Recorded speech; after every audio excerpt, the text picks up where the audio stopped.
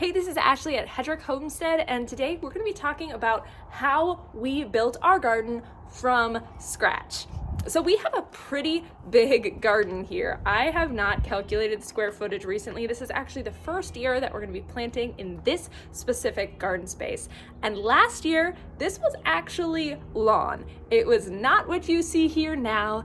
It was grass and weeds and a whole mess. So we're going to talk about how we took this area and made it garden ready for this spring. So the first step was we tilled up the ground. Now we had a bunch of old raised beds, we had weeds, we had landscape fabric. We took all of that out, and then we took our garden tiller on our tractor, which we have a little baby Kubota tractor. It's a subcompact tractor, and we have a tiller for the back of it. Put that on there and just tilled back and forth, back and forth, back and forth. Now that little tractor does a pretty good job of breaking up the soil and making it nice and light and airy. Now if you don't have a tractor, don't worry, you can rent rototillers. They're pretty inexpensive. They're like $40 to $70 a day from like your local hardware store. So it's possible to do it without. Now keep in mind with those push behind ones, it's not gonna be as heavy duty as my tractor. So you'll probably want to try to kill the grass first, but it will do a good job of at least breaking up the soil a little bit. So if you're like, okay, that's great, how in the world do I kill the grass? Here are a couple of ideas. If you're not wanting to start your garden immediately and you have some time, you could cover it with a silage tarp. So this is a big black tarp that you can buy online. I will link to it. And you can cover your garden with it. And of course, as you know, when you cover growing things with something that lets light or moisture in, it's gonna kill the grass. So that's one option. If you're like, I am trying to start a garden now, how do I kill the grass immediately?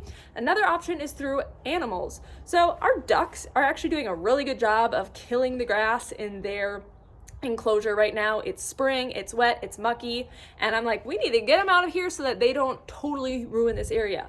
Well, if you want to totally ruin an area, you could put your chickens or your ducks in there and just feed them in there, let them scratch it up. They'll probably turn it to mud and dirt very quickly. This is also a great job for pigs if you have pigs. They basically have a tiller on the end of their snout. Now, if neither of those are good options for you, you can also just mow the grass really low and then bring your tiller in, and hopefully that will do a good enough job for you. Now, for those of you concerned about tilling, I know tilling has gotten a very bad rep lately. Lots of different gardening methods have popped up like no-till, back to Eden, lots of people using raised beds. So people are really trying to stay away from tilling. And for good reason. Tilling consistently your soil is not good for it. However, I like to use tilling when I'm first getting a new garden started because it gets me soil quickly, it gets me loose soil quickly, and I don't have to ship in all of this dirt, and I don't have to build things up like with tons of wood chips, for example. After I do that initial till, my gardens don't get tilled again. I bed them up, so I like mound the dirt to get raised beds, not with boards like your traditional raised beds, but mounded raised beds, and then they don't get tilled again. I use broad forks, I'll occasionally rake, but they're not getting that deep tractor tilling.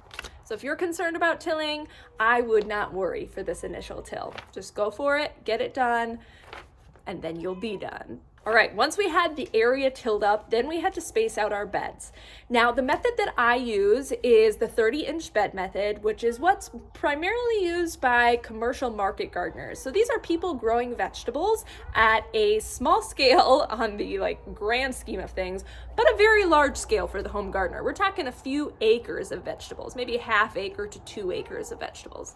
People like Elliot Coleman are using this system. So what you do is we marked out our beds, so we put stakes in, and then we marked out beds 30 inches wide, and then aisleways that are 18 inches wide. Some people do 12 inches, but I just didn't find it to be enough space when I tried that. So 18 inches wide. And you dig up the dirt from the aisleway and you mound it on to your 30-inch bed. And what you're left with are these mounds that are 30 inches wide, and then you have your little walkway next to it. Now, it's a lot of work.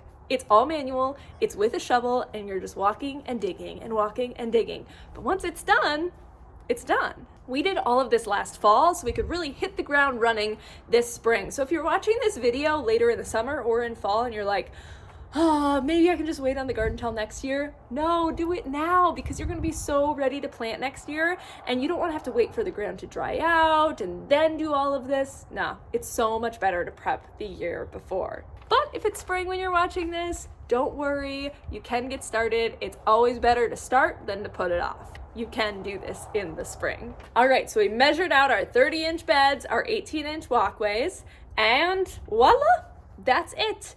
The great thing about this method is it doesn't require shipping in a bunch of dirt like you would have to fill your raised beds if you were doing like traditional wood or brick raised beds. And you don't have to buy anything to like enclose your beds, no wood, no brick, that kind of thing. So it tends to be very cost effective, which is why a lot of people who are doing this at scale, like the market gardeners and farmers who are selling produce, are using this method. Now, the first couple years, keep in mind that your weed load is probably gonna be higher than you'd like, especially if you're turning grass into your garden. What do you expect, right? There's lots of grass roots and different seeds and weeds in there. So what I like to do is use a lot of landscape fabric. So I grow most everything that can be grown in landscape fabric and